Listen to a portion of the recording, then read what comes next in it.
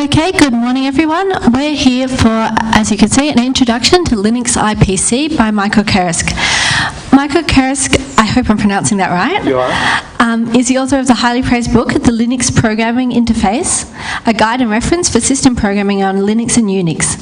Since 2004, he has been the maintainer of the Linux Man Pages project. Michael lives in Munich, Germany, and works as an editor and writer at lwn.net. Thank you very much for coming and talking to us today, Michael. Over to you. Thank you. Good morning. There's quite a lot of you. That's good. Okay, I don't think I need to say much more about myself. That was a nice introduction. So I'm here to talk about Linux IPC. I've got a very limited amount of time. There's actually a lot of IPC, so I'm going to be reasonably quick, and my goal is really just to give you a flavour of the kinds of IPC there are on Linux, a few code examples, and some discriminating factors that you might use to choose between different IPC methods. IPC, inter-process communication. In case you didn't know, you might be in the wrong place. Okay. So I think that's all being said.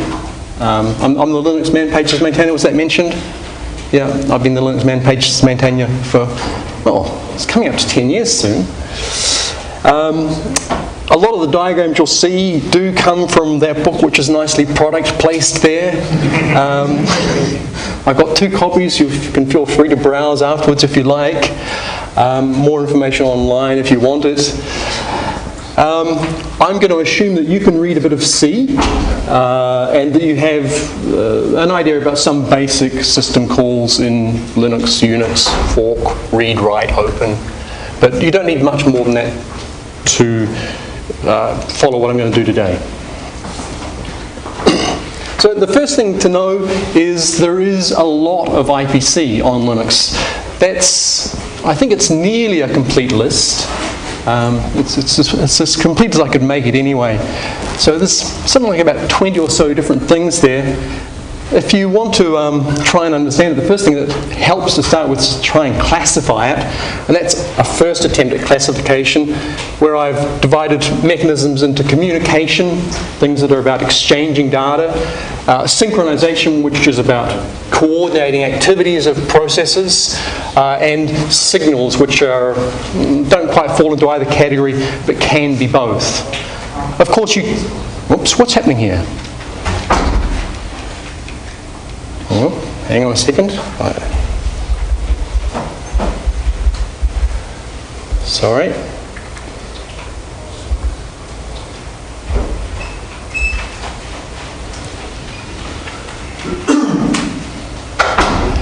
Of course, you can use communication methods for synchronization.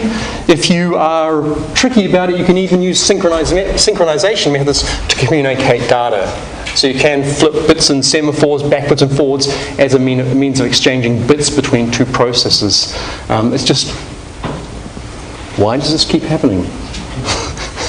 Okay, something's wrong here, that just my slides are sliding forward, and I'm not sure why. So, if we try and break that taxonomy down a little bit further, there's a whole bunch of communication methods, which again I've tried to break down into categories. Broadly, 2 main categories: data transfer methods, which are about writing data from one process and reading it into another. So there's a transfer involved where user space sends the data to the kernel, and then another process gets that data from the kernel. So there's 2 copies involved. You can divide those data transfer methods further into 2 main categories: byte stream and message. Byte stream, the data is just an unlimited sequence of bytes, and the reader can read as many bytes they like, regardless of how many bytes a writer wrote. Conversely, I think I'm going to just put that down. Conversely, you've got... Okay, let's go backwards. Who's got a clicker in their pocket?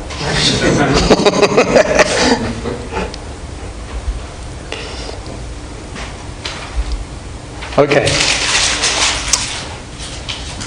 I'll take this out as well. Okay. So we had byte stream. The converse is message-oriented communication, where a writer writes a whole unit of data, and the reader reads exactly that unit. So there's no concept of partial reads or reading multiple messages at a time. A reader writes one message, a writer writes one message, a reader reads that message. In between, there's one other data transfer mechanism which I won't talk about much today, pseudo-terminals, which have a rather specialized use. They're not a general data communication technique.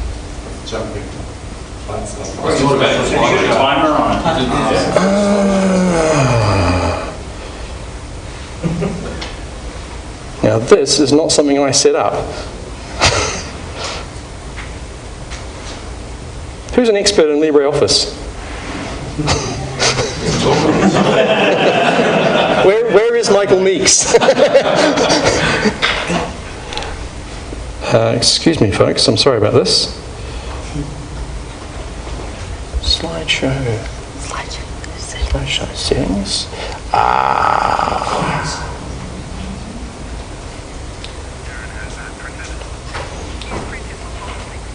Change slides. Somebody should be Googling. Okay, maybe we're going to have some joy now.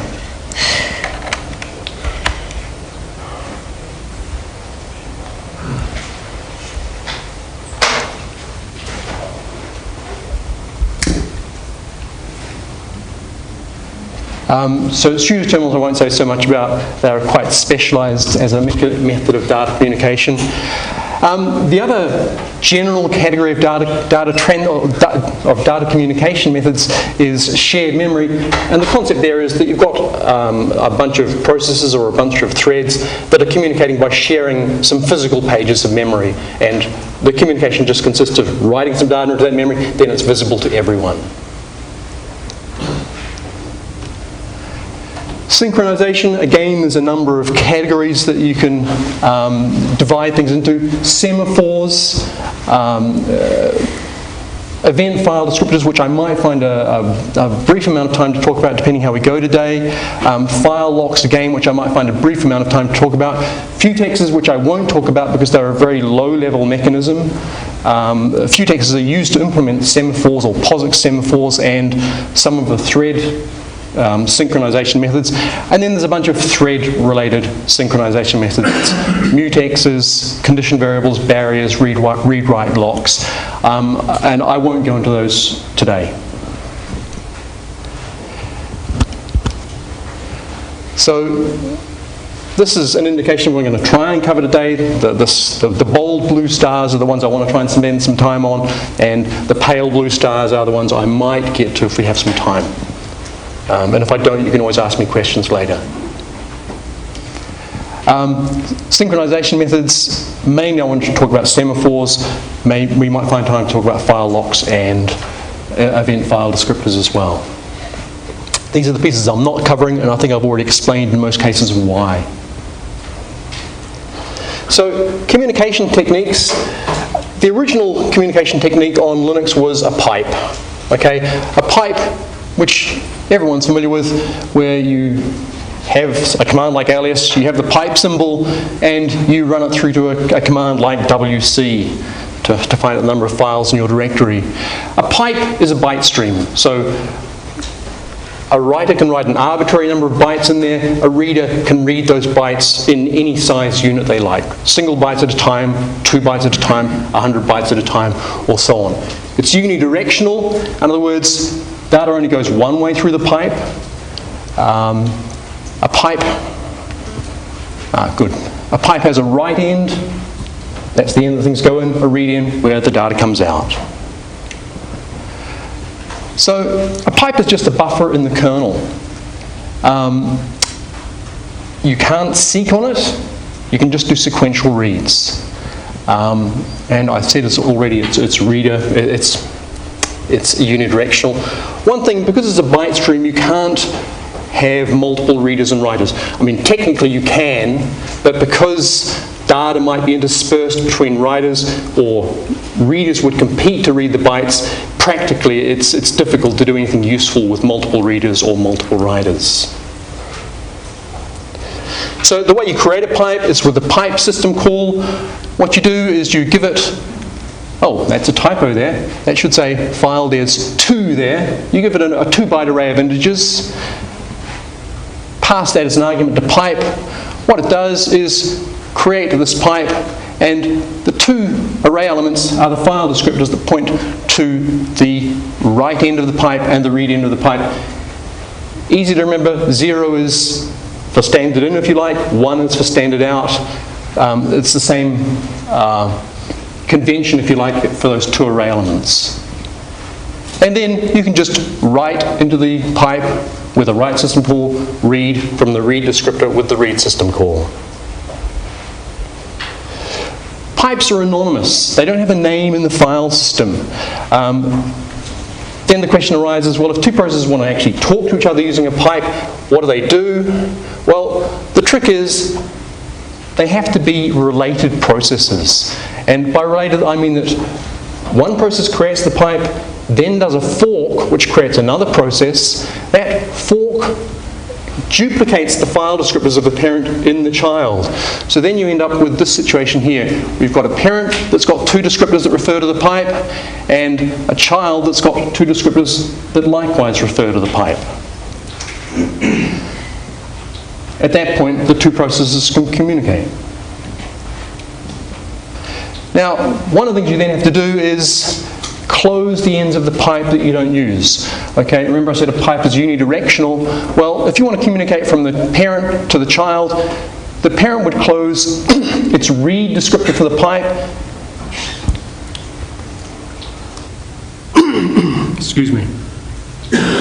The parent would close its read descriptor for the pipe, and the child would close its write descriptor. One thing I should say, I've omitted error checking from all of these system calls in my examples. You should never do that in a real program, but my slides have a limited space.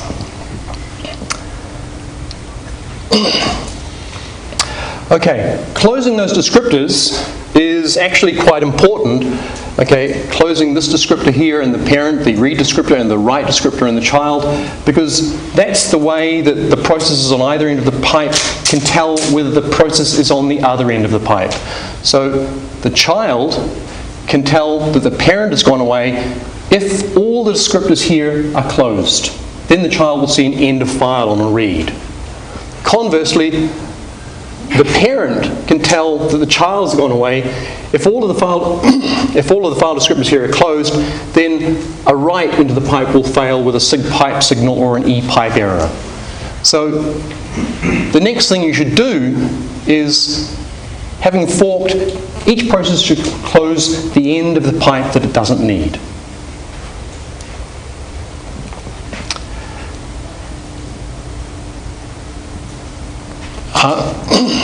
So there's a more complete example of how you might use a pipe. Okay, the steps there I talked about already. Pipe to create the pipe, fork to create the child process. The 2 processes then share descriptors. Then they each close the descriptors they don't need. Then they do some data transfer. Okay, the parent here is writing a string into the pipe. The child is reading that data from the pipe inside a loop and writing to standard out. And then at the end, the parent closes the file descriptor. At that point, the child's next read will see end of file, a 0 return from the read. Any questions at this point?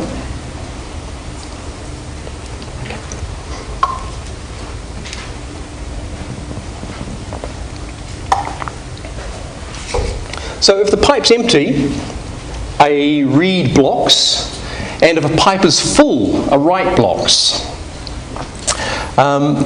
There's one other thing to know about pipes. A pipe, if you do a write to a pipe and there are multiple writers to a pipe, then the data can be broken up. So that if you've got, say, 2 processes that both try and write 10,000 bytes to a pipe, the writes will not be written as 10,000 byte pieces. Potentially, they're broken up into pieces of the size pipe buff. Pipe buff is, according to POSIX, at least 512 bytes. In other words, if you write anything less than or equal to 512 bytes, it's guaranteed to be atomic. On every Unix system. On Linux and many other systems, actually, pipe buff is actually 4096. If you write more than those number of bytes, and there's someone else also trying to write to the pipe, then potentially your writes will be broken up into pieces of arbitrary size. That's one of the reasons why I said it doesn't usually make sense to have multiple writers to a pipe. I won't go into it, but the scenario that I showed right back at the beginning there, where you've got a filter writing to a pipe and another filter reading from the pipe, in other words, these are the standard file descriptors 0 and 1, you can accomplish that using the dupe system call. And I've just given a link there of an example of how to do that, to set up exactly that situation shown in that diagram. You can find that there. Pipes have a limited capacity. Before Linux, or up until Linux 2.6.11, it was 4,096 bytes. Since then, it's 64K bytes. And even more recently still, you can actually control the capacity of a pipe using an F control system call. I forget which version that was in. It's in the man page. In general, though, you should design your applications not to care about the size of a pipe. If you are doing that, probably there's something wrong with your application design.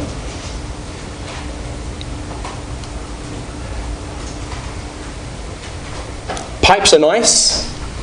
They can only be used between related processes. So one of the other inter-process communication mechanisms that came along soon afterwards was named pipes. A named pipe is just like a pipe, with the difference that it exists as a file in the file system.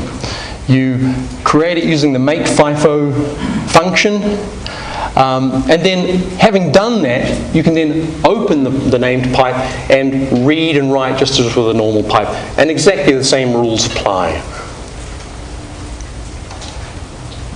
There are a few special rules around opening the file or opening the FIFO, because it only makes sense for there to be two processes on the FIFO.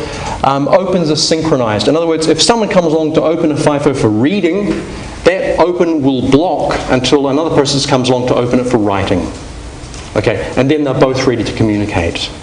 There are ways around that. You can open a FIFO reader for reading in non-blocking mode. Sometimes that's useful for a reader to get ready to wait for a writer to come along. Okay, but in general, opens are synchronized. That's pipes. Any questions? Or pipes and named pipes?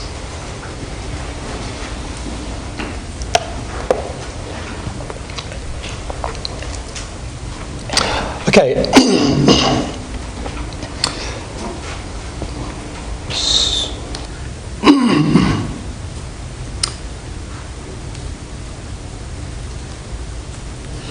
There are on Linux or most modern Unix systems two common kinds of IPC that go by the name System 5 IPC and POSIX IPC. They both provide three kinds of communication: shared memory, message queues, and semaphores. I'm only going to talk about the POSIX variations of these IPC methods. The System 5 versions still exist, they're still usable, but their interfaces are rather unpleasant to use in certain respects. So in general, if you're writing new applications, you should use the POSIX methods.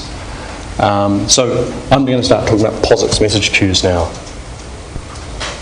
Okay, POSIX message queues, it's message-oriented communication. A writer writes a message, a reader reads a whole message, as I said before. No partial reads, and so on. Messages have priorities. So you write a message into a POSIX queue, the messages are queued up in order of priority. The reader will read the highest priority message first.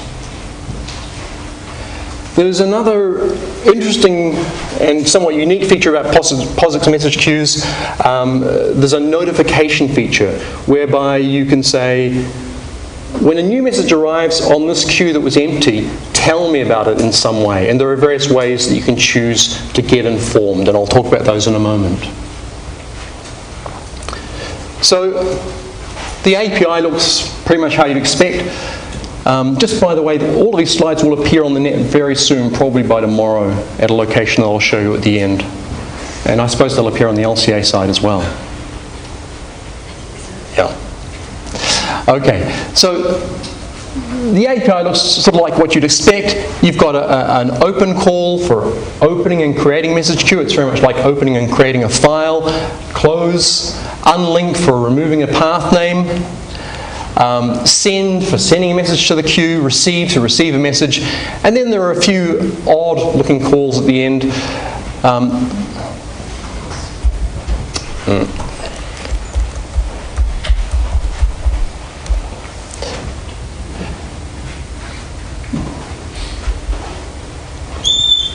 A few odd looking calls at the end.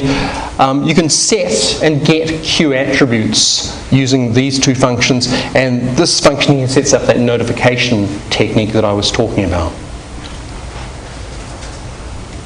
So the way you create a queue, mqueue_open, you give it the name of the queue you want to open, flags that control how the open happens, the permissions mode if you're creating a new queue, some attributes for the queue if you want to set some attributes. The name looks like this. It's slash and then some name. It looks like a path name with only one component. That's just the POSIX standard way of doing things. It's visible in a pseudo file system. I'll show you briefly later on about how to actually see the message queues in that file system. And you get back a message queue descriptor, which is the thing that you use for referring to that message queue in the rest of the API.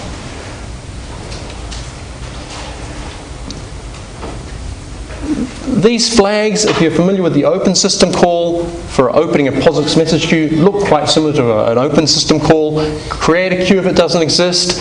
Create it exclusively. In other words, I want to make sure I'm the one that created it. If there is already a queue by that name that exists, give me an error. Open it for reading, writing, or reading and writing. Open it for non-blocking I/O. The mode sets the permissions on the queue. Attributes sets attributes for the queue. I won't talk too much about attributes, but null will give you some reasonable defaults. So here's how to open a new message queue for writing. mqueue_open. Here's the name of my queue. Create it exclusively for writing. Permissions 0600, read, write, just for the owner. Default attributes. Open an existing queue for reading. Name of the queue, read only, and I don't need the rest of the arguments. If I don't need the queue anymore, I can unlink the name, just like unlinking a file.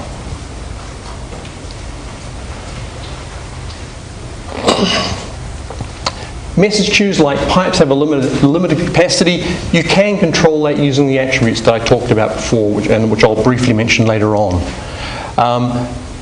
The two system calls for performing I/O on the queue. Receive blocks if there's no messages in the queue. Send blocks if the queue is full. O non-block, okay, do non-blocking I/O. So in cases where it would normally block, instead of blocking, give me an error instead. So if I try and read from an empty queue, I'll get an error instead of a blocking.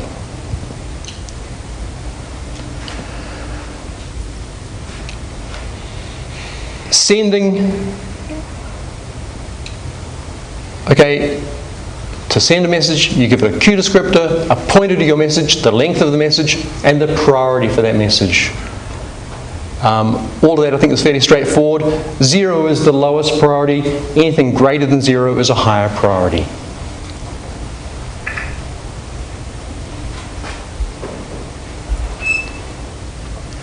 So some examples there of sending. Okay, we open a queue as before. Here's our message. Send to the queue. That message, size of the message, and 0 is the priority.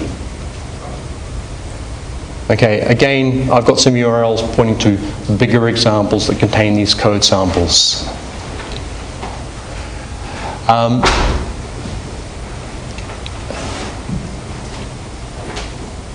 Oh, there's a typo there. That should say MQ receive. Here I've written MQ send, that should say MQ receive.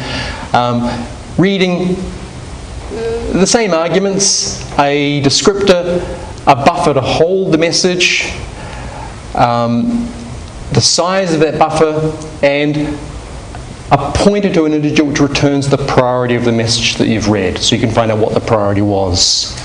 And as the return value of the system call, the number of bytes in the message. So here you say how big the buffer is, and here you find out how many bytes were actually used in the buffer when the system call returned, or when the function returned.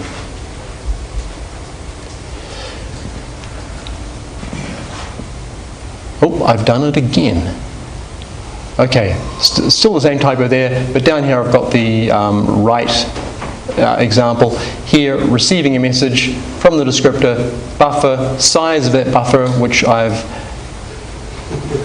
got two typos. That should be buffer size there. And then to get the priority here. What happens if you haven't made your buffer big enough to receive the message? You'll get an error. E-message like this. Sorry? Probably e-message. From memory, I think that's the one, yeah. And will the message be partially consumed? No, you just won't. No. There's no partial consumption of messages. I just would mention actually as well that one of the attributes you can set on the queue is the maximum message size. So also if you try and write a message that is too big, potentially you'll get an error as well. Okay, message queue notification is quite a cute trick with message queues. One process can say, I want to get messages, I want to get notifications when a new message appears on an empty queue. Okay, notification only works if the queue was already empty at the time another message arrives. And what you do is you say MQ notify, give it the descriptor, and then a structure that says how you want to be notified.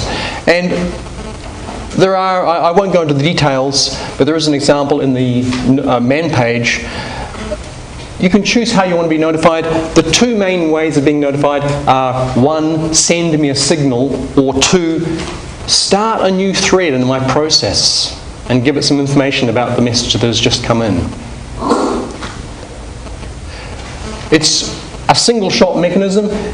Once you've been notified once, if you want to be notified again, you have to do another MQ notify to re-establish the notification mechanism. And you should do it before emptying the queue, because if you empty the queue and then try and re-enable the mechanism, there might be a small window, or there is a small window there where if another message arrives before you've re-enabled notification, the queue isn't empty and you'll never get a notification.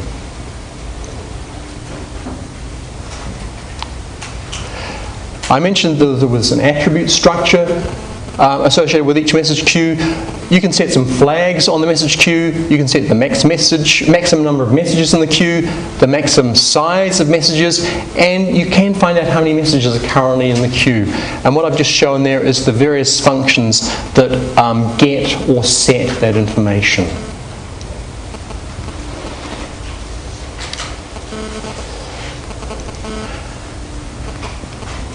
I mentioned there was yes? So just then to clarify, given that you can find out the length of messages in the queue, you could... you can find the number of messages in the queue. Yeah, you could implement a polling style interface. You could say... Can you actually use poll on the message queue? Yep. I'm going to come back to that a bit later on. This is one of the special things about message queues on POSIX, on Linux. They're actually... Message queue descriptors are actually file descriptors, so you can use poll. That's not a standard thing, but it's a nice feature of the Linux implementation.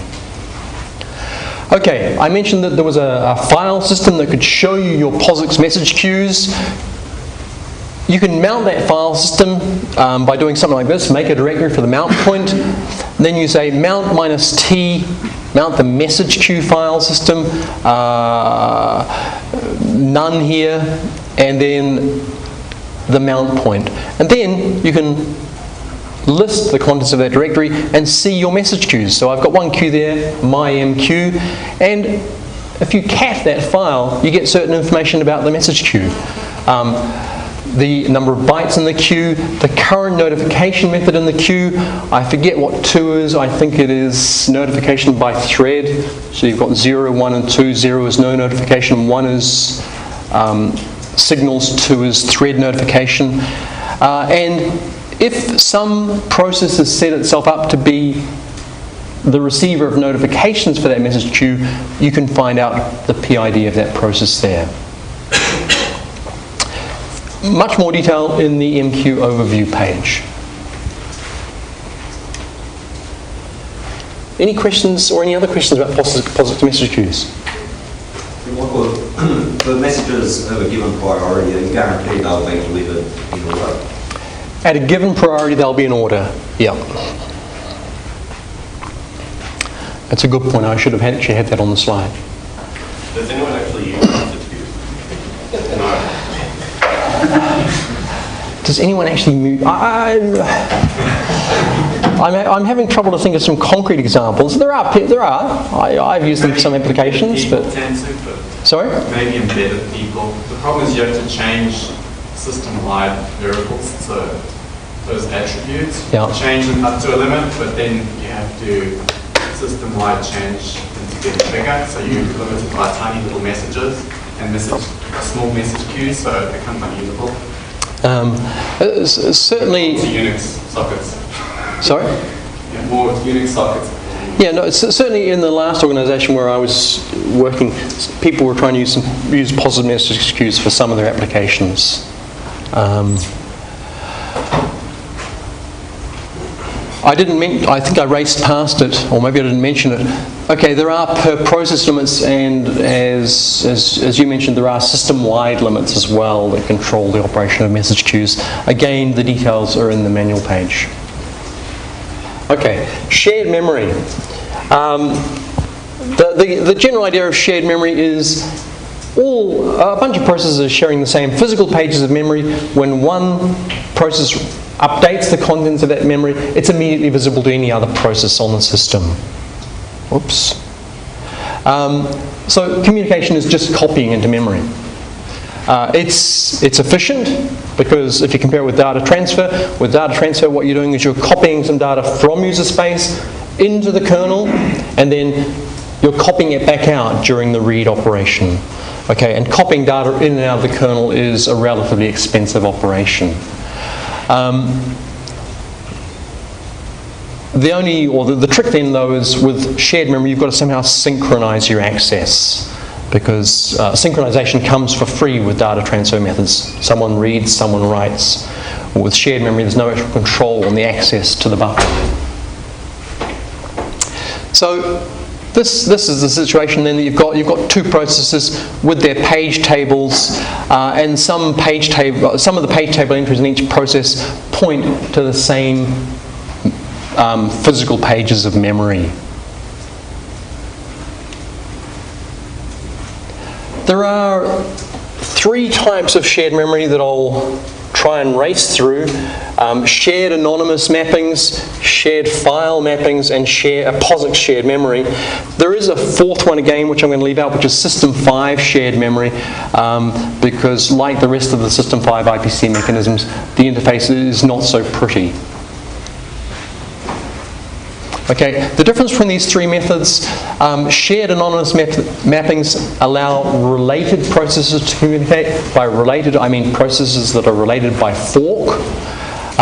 Shared file mapping can be used between unrelated processes, and they're backed by a file in the traditional file system.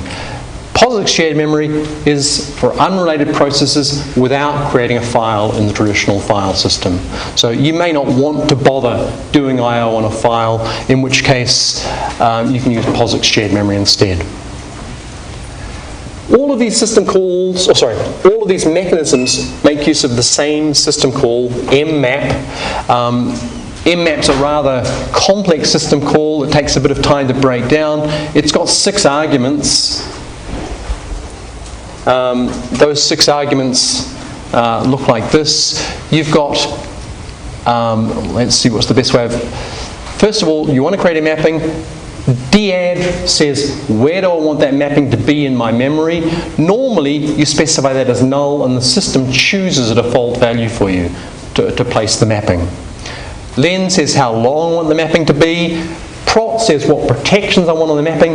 Do I want to be able to only read from the memory, or read and write, or perhaps read and write and execute? Flags are various flags that control the operation of the call, and we'll come back to some of those flags later on. FD is a file descriptor which is used for file mappings. Again, we'll come back to that later on. And offset is also used for file mappings. What you get back from the system call is the address where the mapping was actually placed.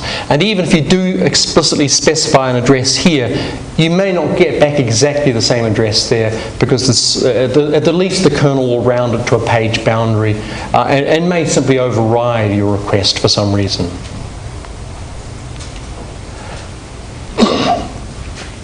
So, once you've made the system call, add looks just like any C pointer. It's just a pointer to the start of the map region. But anytime you make a change to the memory at the location where that pointer points, that change is visible to every other process that shares the mapping. So I said there were 3 types of mappings. Here's the first one, a shared anonymous mapping. It works between related processes, and related is related in the same sense as pipe, as a pipe. You don't need a file descriptor and an offset because we're not making use of files. So those 2 icons are specified as -1 and 0. And what you do is you say, I want to create a mapping, and then I do a fork. And the consequence of a fork is all the page table entries in the child process are duplicates of the parent's page table entries, pointing to the same physical pages of memory for that mapping. Okay, in this case here I've said, okay, whatever length of the mapping I want to be able to read and write the contents of that memory. Shared says, okay, I'm going to share this mapping with other processes. Anonymous says there is no file connected with this mapping. So you get a 0 initialized block of that size, and the parent and the child after that fork share that memory at address for length bytes.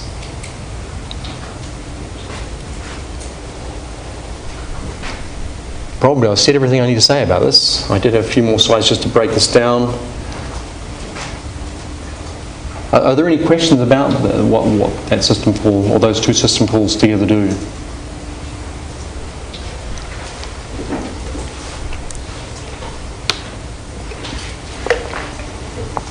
Okay, a shared file mapping. The idea is you open a file, you map the contents of that file into memory, and then anytime you make changes to the memory in that region, not only are they shared with other processes, they're also automatically updated to the file. Okay, so the file provides a kind of persistent storage backing up the shared memory. So shared file mappings, just 2 steps, open plus mmap.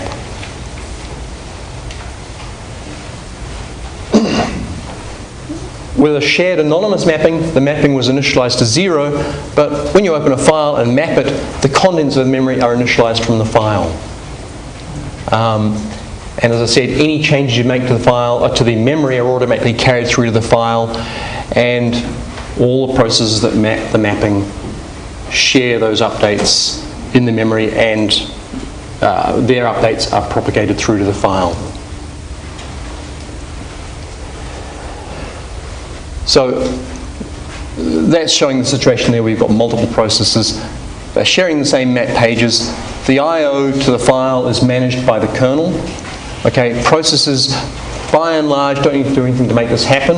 There is a system call called msync which says make sure that the current contents of memory are forced out to disk.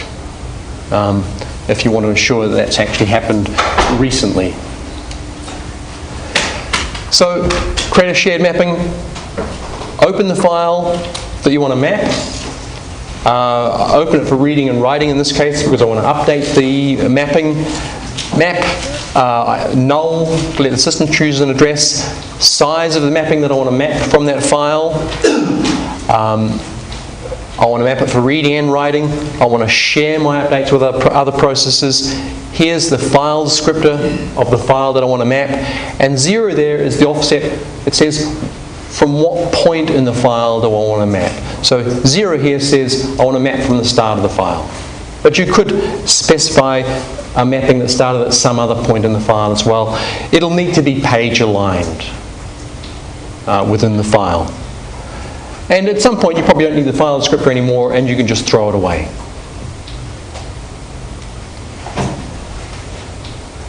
Again, I think I've walked through that already.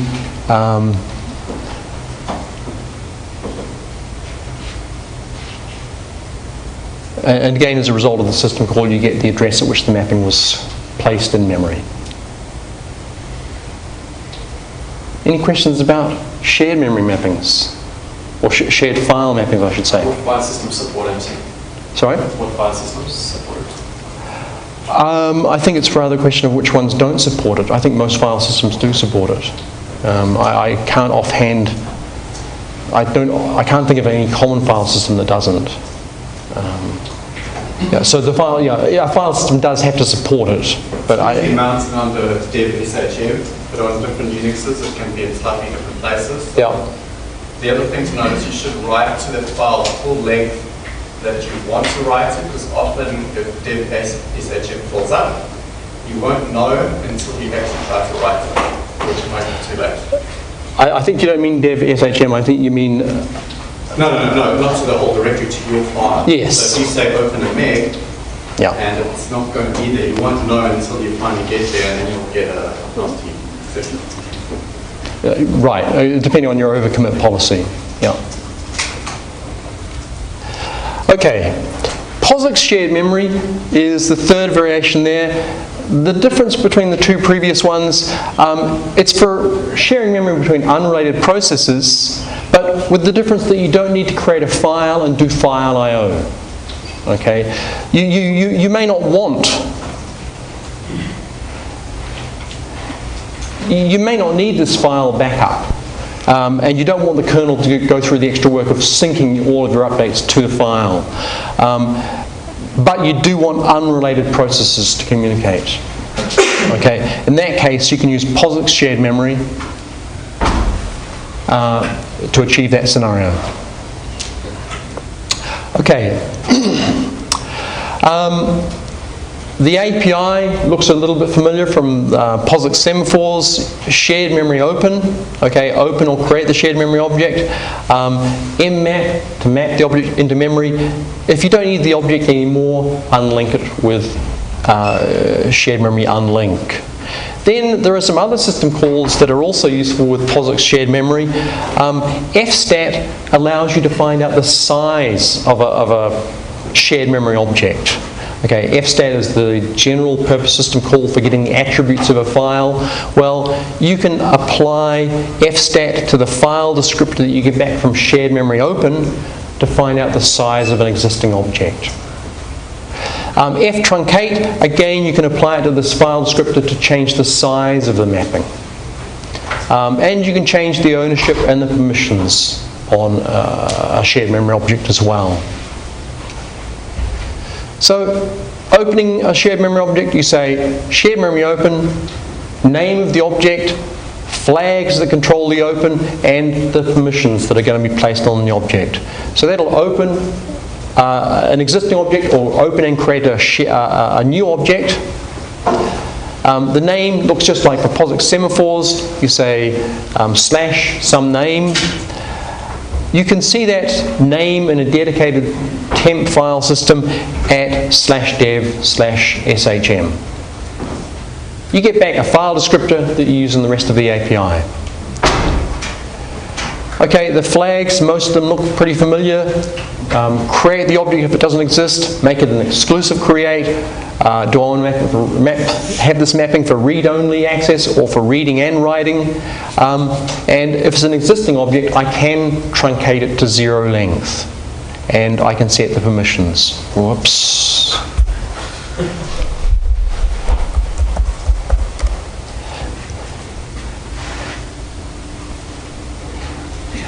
Okay. Unlike the open system call, this argument is always required. But if you're not creating a new object, you must specify mode as 0, but you can't omit it. So, an example there, creating and mapping a new shared memory object, size bytes. Okay, I say shared mem open, give my path name. I want to create it exclusively for reading and writing, permissions for reading and writing by the owner only. I change the size of the object because to begin with, a new object has 0 size. So I say f truncate that file descriptor to my desired size, and then I say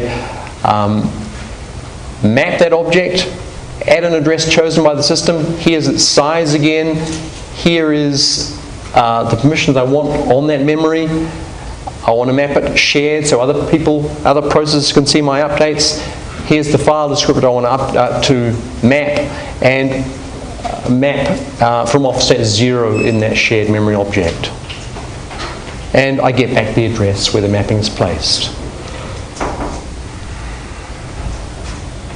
Again, I think I've run through all of those bits and pieces, haven't I?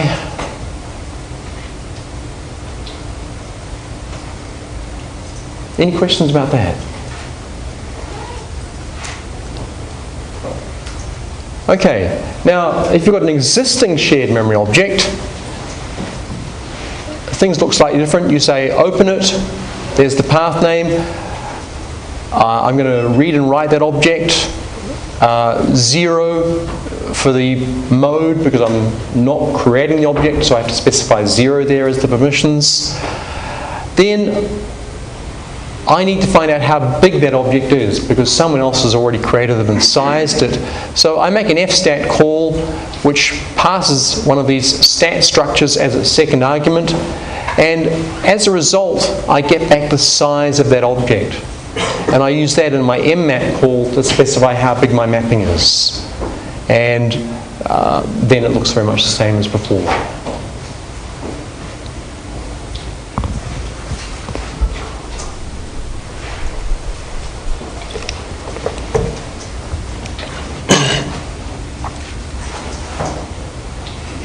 Okay, the thing is then, you've got two processes that share memory. How do they synchronize their access so that one process doesn't try and do an update at the same time as another process, or one process doesn't try and read data from the shared memory at the same time as another process is in the middle of updating that data? So you need a synchronization technique. There are two commonly used synchronization techniques for synchronizing between processes on Linux or on Unix systems generally. Semaphores, which are the technique usually used with shared memory, and file locks, which are the technique usually used for synchronizing access to files. And what I want to talk about now is POSIX semaphores. Okay, a POSIX semaphore is just an integer that is held inside the kernel, and it has a special property that if you try and update the integer in a way that would push its value below 0, then the kernel just blocks the call until such a time as the operation can be done without pushing the semaphore's value below 0. So, for example, if the semaphore's value is currently 0 and someone tries to decrease that to -1, the call will block until someone else comes along and adds 1 to the value of the semaphore. Then your operation will proceed and you can decrease the semaphore again to 0.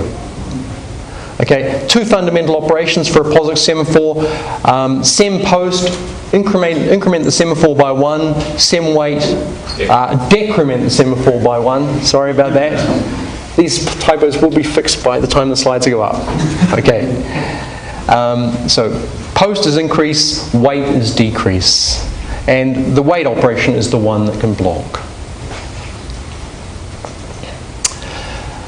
Okay. A semaphore is just an abstract thing. It just represents whatever shared resource you care to associate with it. It could be a bunch of printers, it could be a bunch of buffers in memory that are being shared between processes. Your semaphore value basically represents the number of available resources of that type that you're sharing. So a semaphore can have an arbitrary or an initial value that is some arbitrary number. If you're sharing 5 buffers between processes, your semaphore's initial value might be 5, and then you decrease it as those buffers are allocated out to processes.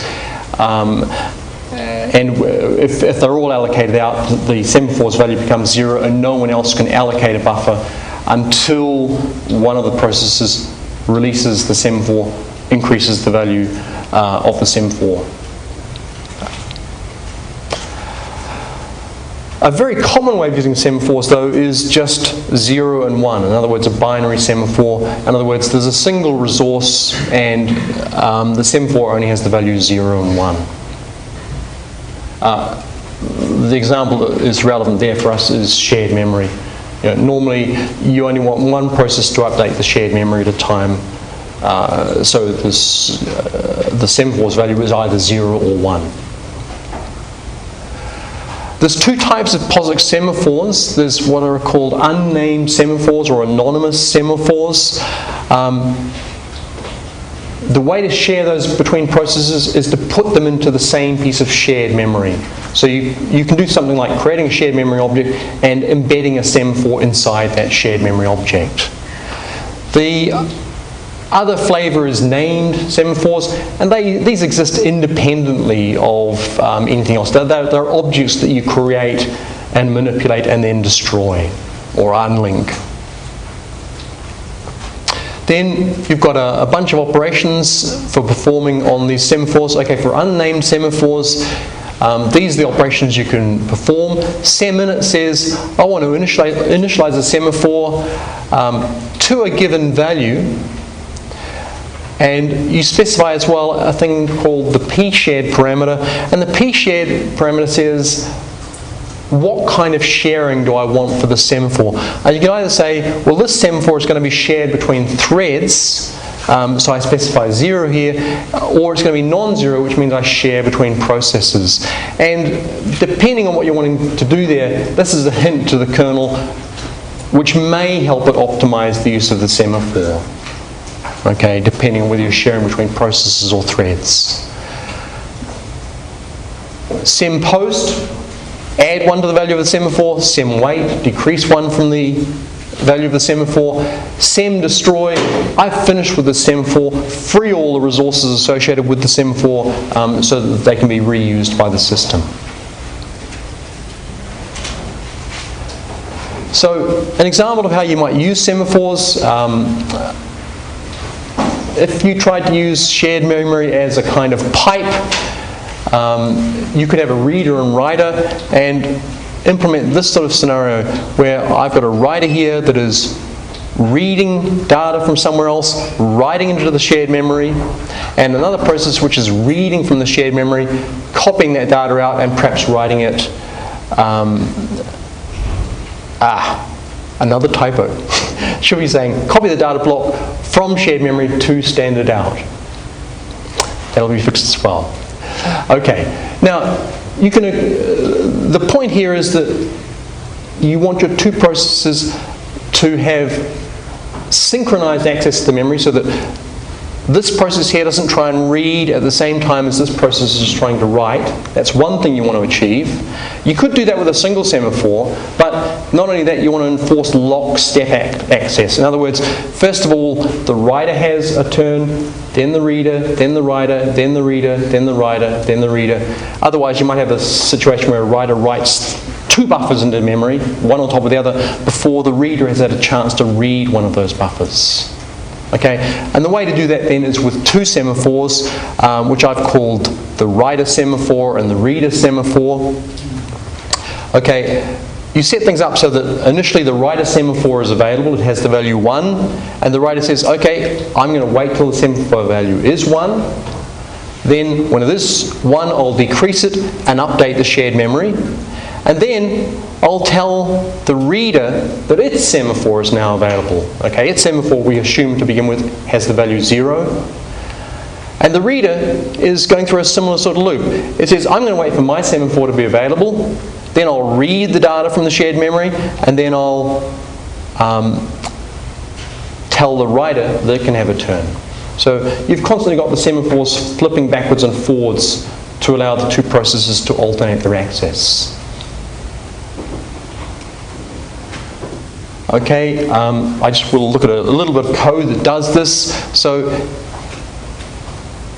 here's a buffer, or here's the data structure that I'm going to use to structure a piece of shared memory to allow this sort of data transfer. The buffer has the two semaphores embedded inside it, the writer semaphore and the reader semaphore. And then there is the data buffer itself and a counter that says how much data is actually being used inside that buffer. Then my writer process looks like this. I create a block of POSIX shared memory in the usual way with shared memory open, size it with ftruncate, map it into memory, and then inside that block of memory I initialize the two semaphores. I initialize the reader semaphore. Okay, they're both process shared. The reader semaphore gets the value 0. The writer semaphore gets the value 1. And going back to that diagram, that means the writer is going to be the first one to get a turn, because when the reader tries to wait for its semaphore, it'll block. Okay, and then we just go into a loop where the writer is reading some bytes from standard input. It waits for its semaphore to become available, reads some data from standard input, puts it into the buffer part of the shared memory, updates the count inside that. Okay, going back here, and we've got a count and a buffer. Updates the count and the buffer, and then says to the reader, there's something there for you to do now, and it posts its semaphore. And it just goes round and round that loop. At the end, it's going to break out of the loop when there is no more data to read. Okay, so when the read here returns into file, and at that point it'll just do one more wait for the reader to finish its last access to the memory. And then the writer can now do all the cleanups required, like destroying shared memory and semaphores. The reader, okay, it's a similar sort of thing, but in reverse. It opens an existing shared memory object. It opens an existing shared memory object, maps it into memory, and then goes into a loop where it waits for its semaphore, and then it writes data from the buffer, count bytes. Oh, okay, that's a little typo there as well, sorry. I was trying to trim out all the error handling code, and I just missed trimming out that piece. And then it tells the writer, it's now your turn. And this is the loop termination piece here, which says, well, if the buffer that I've received just now has 0 length, that means the writer had nothing more for me. So I'll just break out of the loop, and then I'll tell the writer, I'm finished now. And that's synchronized with that last wait that was performed by the writer, so that the writer can know the reader is finished. Any questions? Is there any protection against error post? Semaphores are amusingly being called the go-tos of synchronized programming. No. Anybody can manipulate, or anybody who's got permissions on the object can manipulate the semaphore in any direction. So it's different, for example, from a mutex, where when you acquire a mutex, you own the mutex, and only you can release the mutex. Latency when compared to a pipe? Latency compared to a pipe? Latency when compared to a pipe. I try not to make any statements about performance. And it's not, I'm not being glib. It's like every example depends on your application. The only sensible thing to do is to benchmark your particular application. To say, semaphores are faster than some other mechanism, or shared memory is faster than pipes. It all depends on your use case. Having said that, mutexes are pretty fast. If you're talking about threaded programming, at least.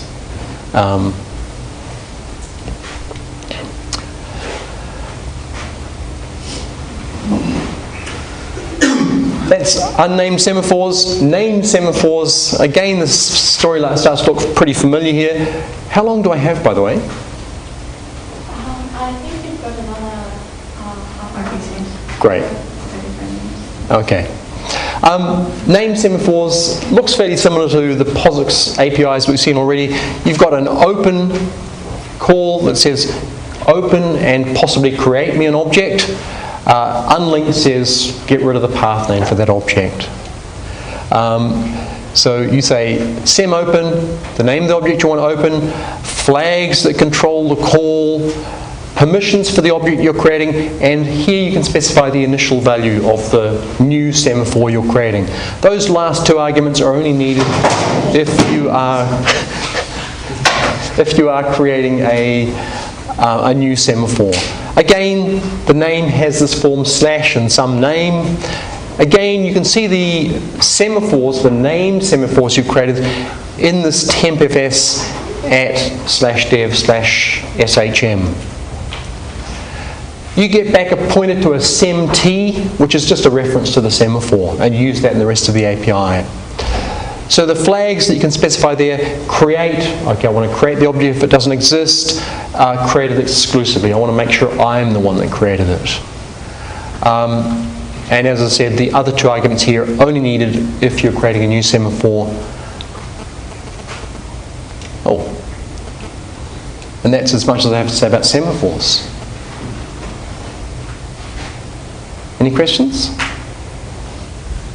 Maybe we are going to have time to get to file locks and other pieces.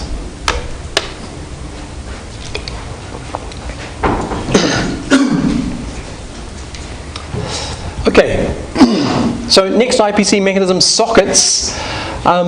Sockets really is a very big topic, so I'm not going to try and go into the details of the APIs, but just to give you some very high-level picture of how sockets, or how the API pieces work together. And then mention some notable features about sockets as a method of inter-process communication. The very first, or I don't know if it was, well, the very first, I think, published document about sockets that made its way to the outside world had this wonderful sentence: a socket is an endpoint of communication, which completely baffled me when I read it. Because the next sentence should have said, you need two of them. Okay, you create two sockets and then you join them together, or you send messages between them. Sockets are unlike pipes, for example. They're bidirectional. With a socket, you can both read and write data on the socket. You create them with a socket system call, and you specify three things in that system call, and I'll talk about two of them in a moment. A domain and a type. You can also specify a protocol, but for all the cases I'm going to talk about, the protocol is always 0. But there are some cases where you can specify a non-zero protocol usefully. You get back a file descriptor which refers to the socket. So it looks like a similar sort of thing to what you get from a pipe in terms of a file descriptor. So I said there, sockets have a domain and a type. Well, a domain is specifies essentially the range of communication for that socket.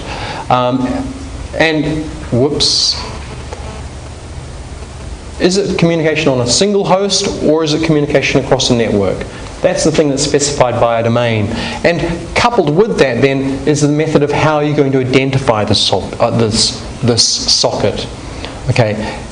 either going to have a method that identifies the socket on a single host, or it identifies the socket in the context of a network. There are 3 common domains that are used by almost all, or they're available on all Unix systems and most other systems nowadays as well. The Unix, I'll rephrase that.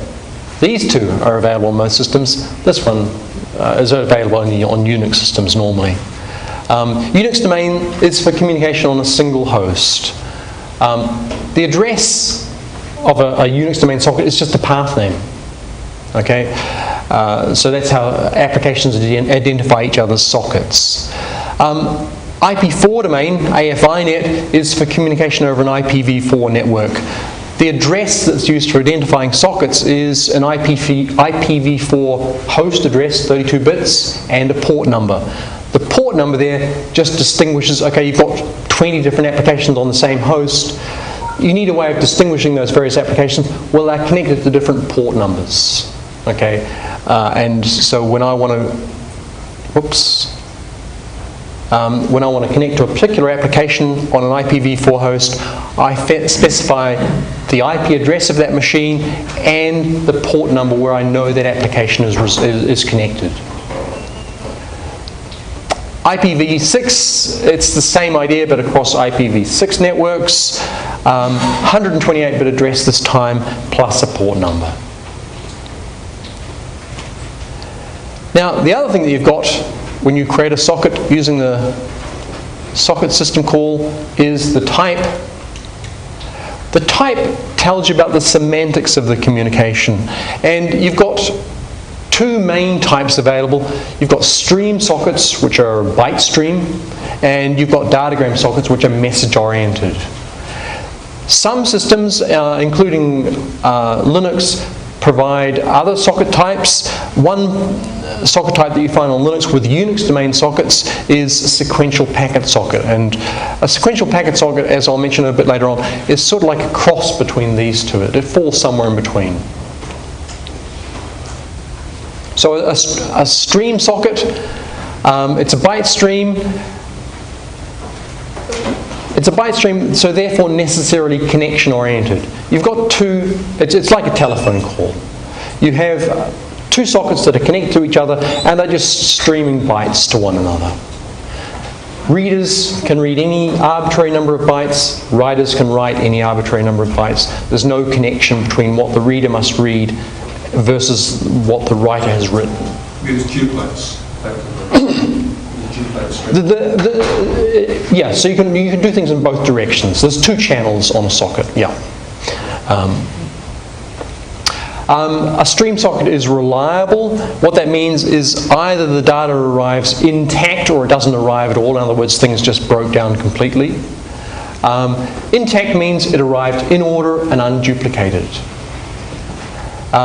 In the internet domain, this is accomplished over the TCP protocol. Oops, just too slow.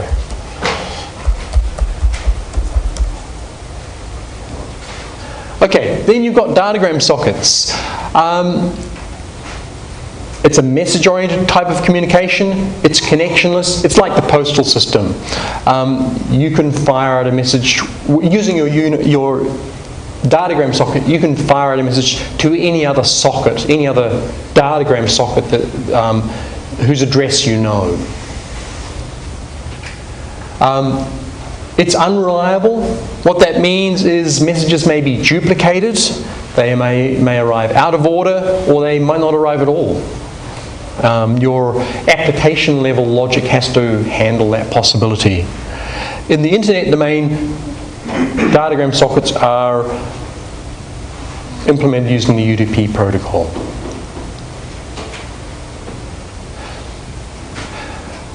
This third type of socket that I mentioned, it's not so commonly used because not all systems have it, but a sequential packet socket is a bit like a mixture of those 2 socket types that I've talked about just already. It's message-oriented communication, so whole messages are read and written, but it's connection-oriented and reliable. Okay, and on Linux, that's only available on the Unix domain. Well, I'll rephrase that. On Linux, you have sequential packets in the Unix domain. You do have them also in the internet domain if you're using something called the SCTP transport protocol, okay, which is an alternative to UDP and TCP. But it's not so widely available as the traditional protocols.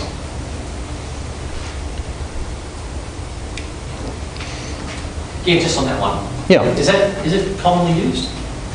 Sequential packet? Yeah. No, because it's not so widely available. But if you're writing just a Linux-specific application, there's absolutely no reason why you can't use a Unix domain sequential packet socket.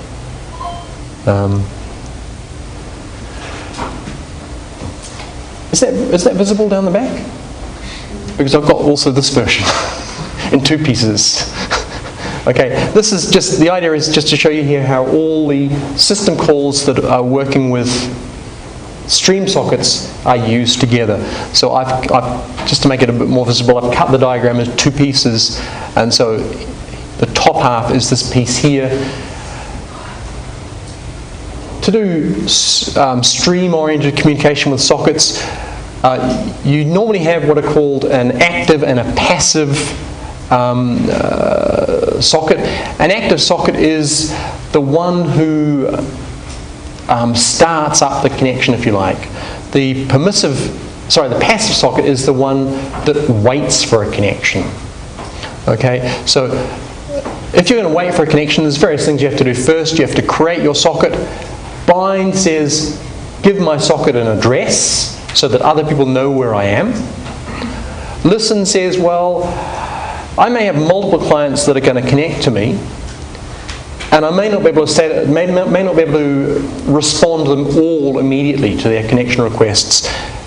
I'm going to set up a queue of length n to allow those incoming connection requests to queue up and wait until I've got a chance to deal with them. And then accept says I want to accept a connection. So commonly you'd have an application that performs an accept in a loop if it wants to deal with multiple clients. It will do an accept to accept one connection, do all the I/O on that connection perhaps, and then go around the loop again to accept the next connection.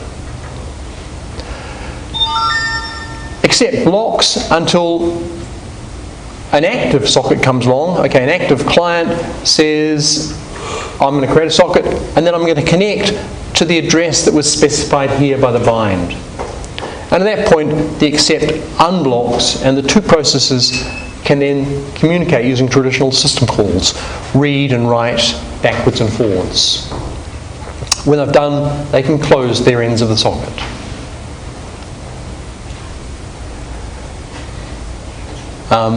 That's the same information that I've just gone through in summary form. Any questions? Okay, for I/O you've got read and write and close.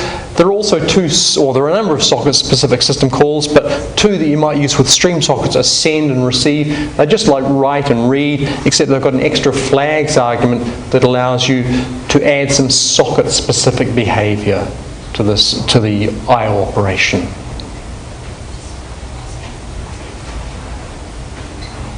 Any questions about stream sockets? When you're using send and receive, can you mix the types? Say, when you say mix the types? So can you use write and send at the same time? No problem. Yeah. It wouldn't be common to do so, but there's absolutely no reason why you can't.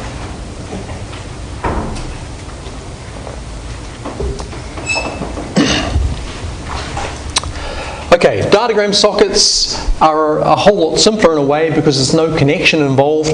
All that happens is that 2 processes create their sockets.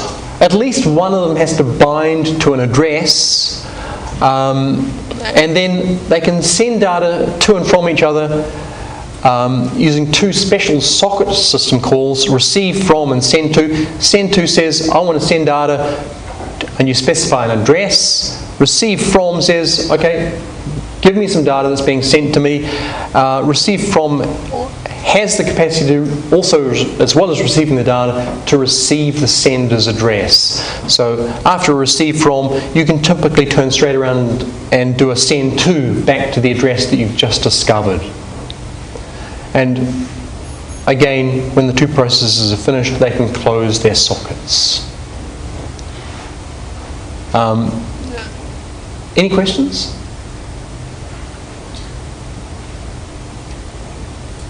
Okay, again, the same information summarized. So I just want to mention a few noteworthy points about sockets, reasons why you might choose to use sockets for particular purposes. I said that datagram sockets are not reliable.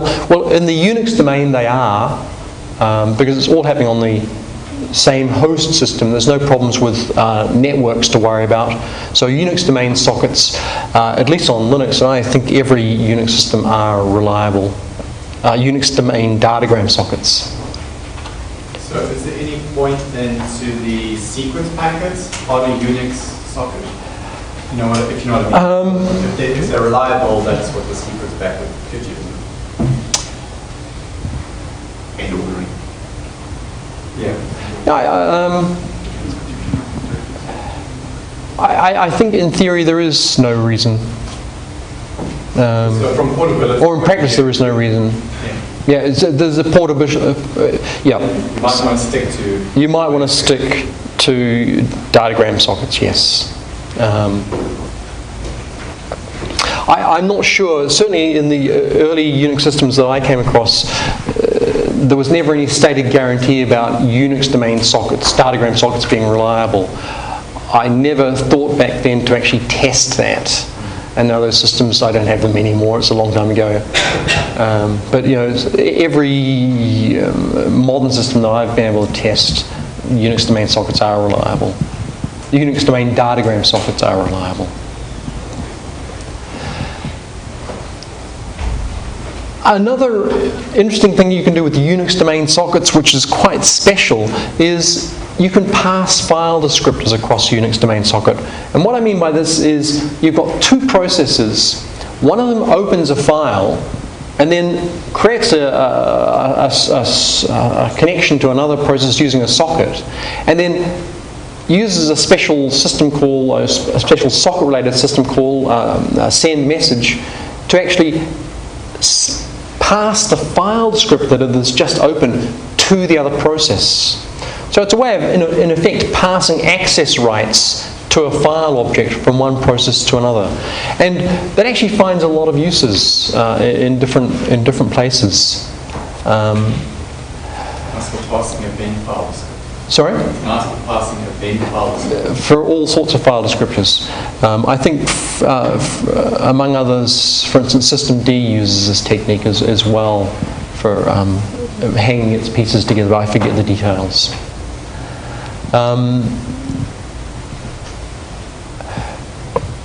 Network, sorry, question? When you're passing file descriptors between processes, would permissions prevent that?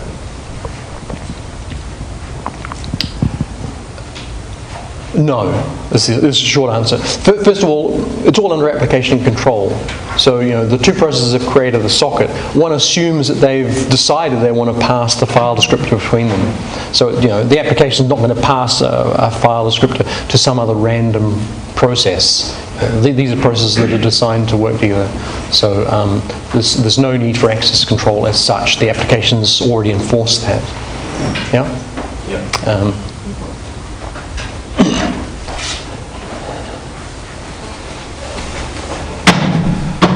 So, internet domain sockets are the only method of IPC over a network.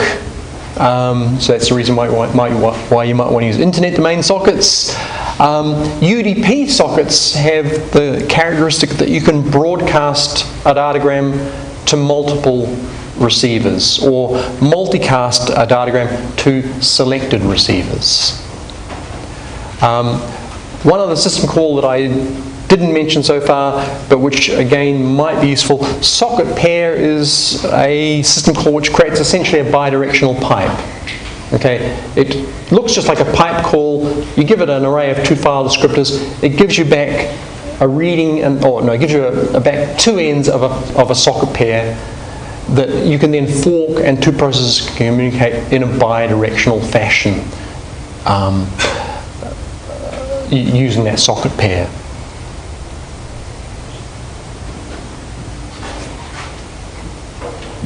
$12.20, is it? Yeah, it's 12:20. We have 5, 10, and 1 minute signs. Okay. We'll have 5 minutes question time at the end too. Okay. So you've got another 20 minutes. And then I've got another 20 minutes. Time. I just want to have a little think about whether I'm going to try and squeeze in anything more, other than a few discriminating factors between IPC mechanisms.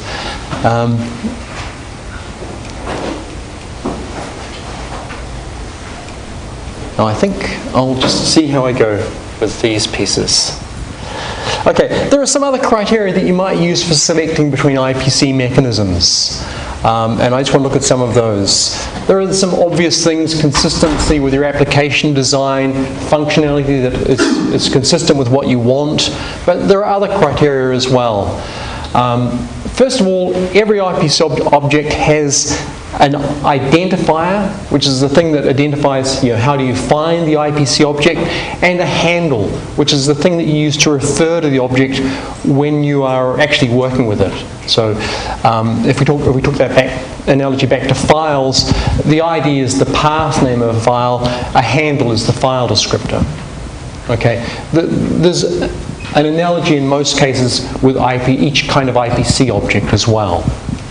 So what I've got there is, for various IPC methods, a table that says, well, how are objects identified and what kind of handle do you actually use to refer to them when you're working with them inside a program.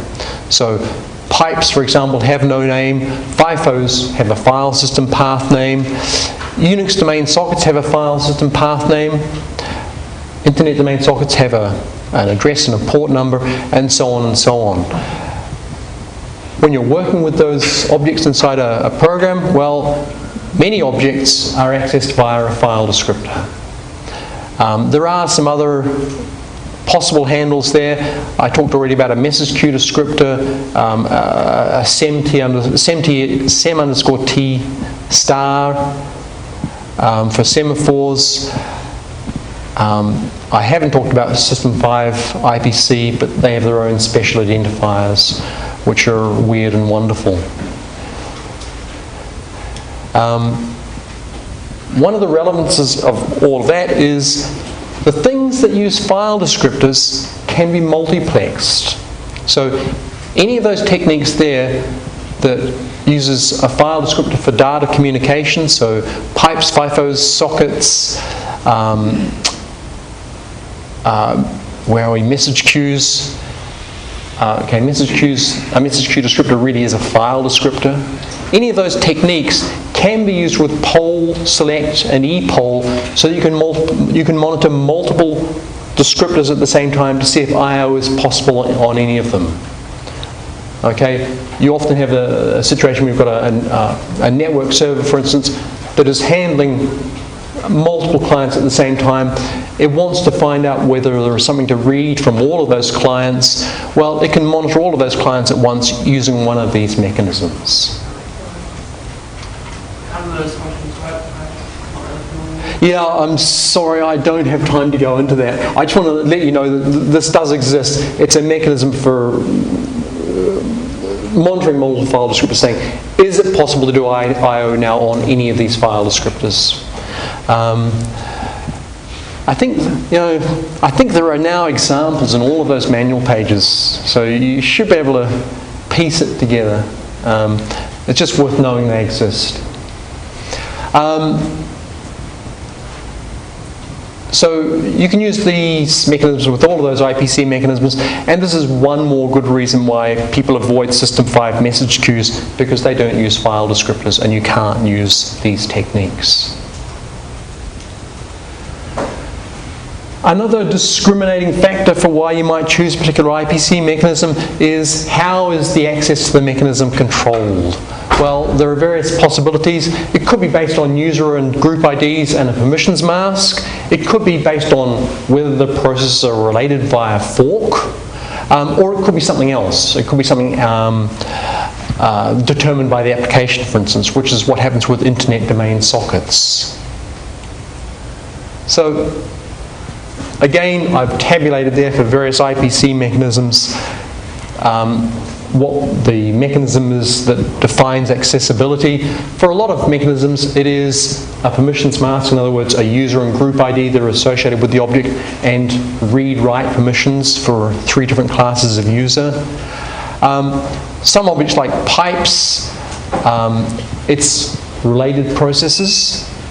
And then, where are we? Do I have sockets on this table? Yeah. For sockets, any process can access the socket, but the applications determine who they're going to communicate with. And you can also send one of this magic send message, receive message, and get the actual user ID, group ID. Yeah, there is. Yeah. So you can get a finer grained access. You can, and you can lie about it. You can spoof if you have sufficient privileges. So then you have sufficient privileges. Yeah.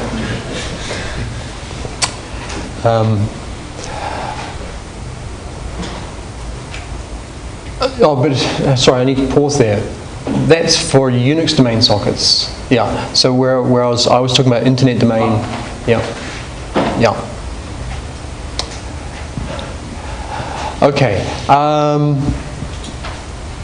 For semaphores, for unnamed semaphores, it depends on what the permissions are to the underlying memory, how the memory is being shared.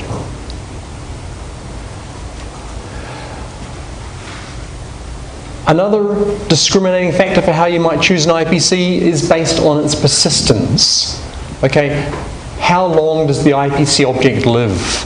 Well, it could just have process persistence. What that means is the object only exists as long as at least one process is connected to it. It could have kernel persistence, which means it lives as long as this boot of the kernel lives. When the system reboots, then the IPC object is gone. Or it could have file system persistence, which means that actually it might live even across a reboot. So, for instance, some of these IPC mechanisms only have process persistence. Pipes and FIFOs, the data in the pipe or a FIFO only exists as long as at least one process is connected to that FIFO. Okay, that's notable, by the way. A FIFO has a name and a file system, but that doesn't mean that its data is persistent if no process actually has the FIFO open. Various other mechanisms have process persistence. POSIX message queues and semaphores and POSIX shared memory have kernel persistence. So what that means is I've got 10 minutes, I can create a POSIX message queue, put some messages on it, and then disconnect from the POSIX message queue.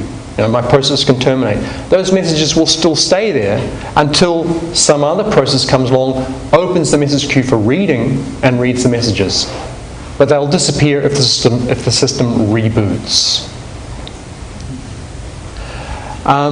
There's one type of object which you might loosely say has file system persistence, which is memory mapped files. Okay, if you map a file into memory as a shared file mapping, then the updates that you make to that file that you make to the memory are pushed through to the file. Well, obviously, if they're pushed through the file survives a reboot. Okay, you could then remap that file after the system restarts.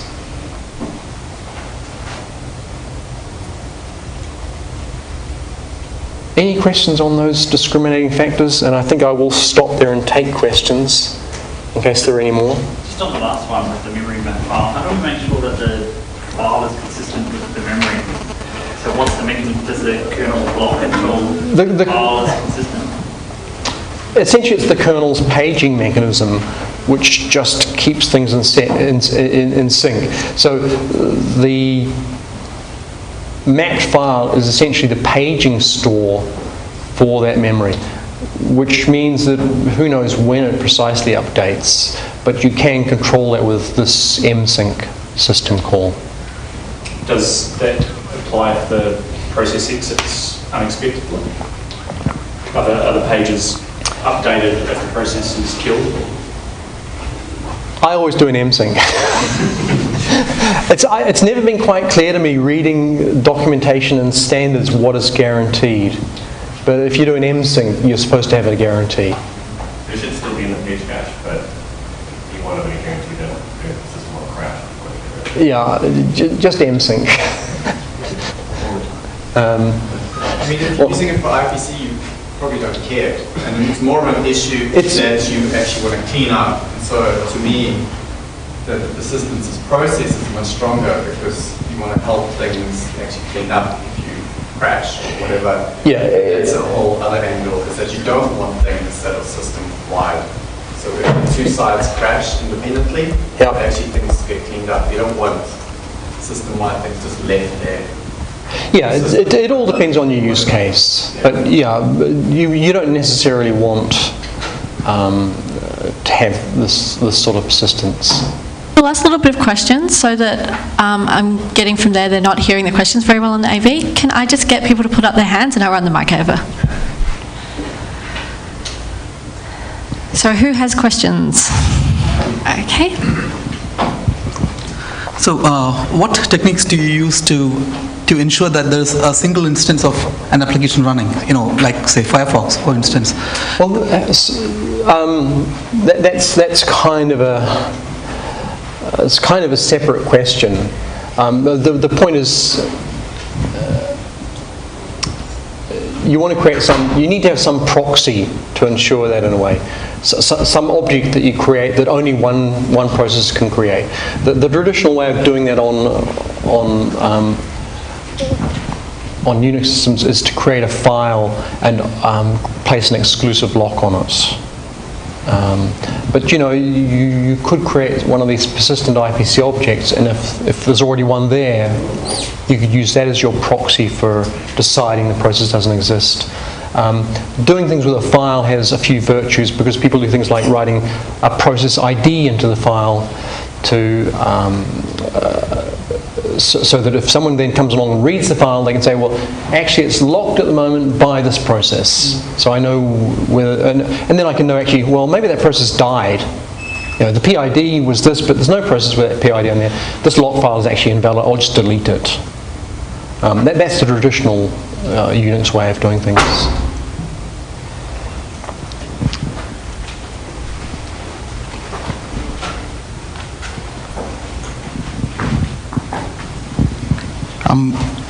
This may be a little bit easy, but a while back I did a little bit of work with Ubuntu 10.4, and I tried to see if the socket was writable using select this to do with socket to socket.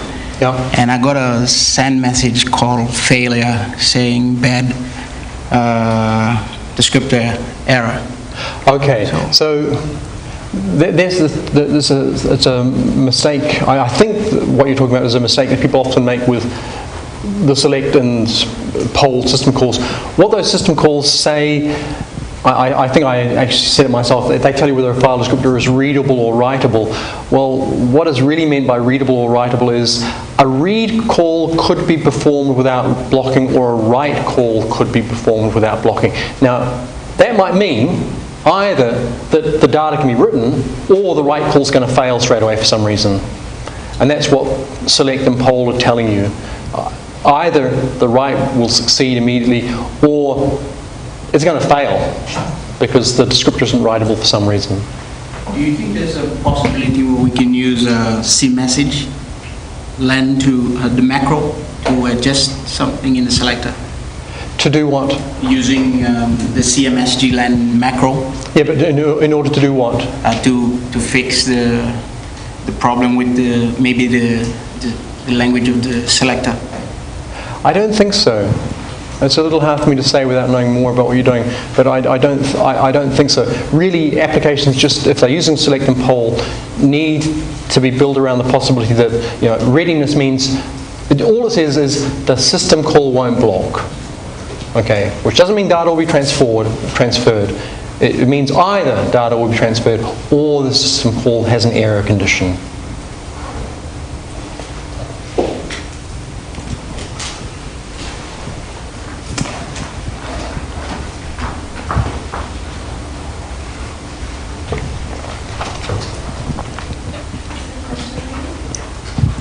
Sorry, it's more of a statement than a question, but I'd like to point out that for the internet domain sockets, I'm kind of flying the flag for the IPv6 guys. When you're writing the server side, you can use the address family unspec to support either IPv4 or IPv6, so that your client can connect using AFINet or AFINet 6. That's my IPv6 plug. Like I said, it's a big topic. Any other questions? Thank you very much.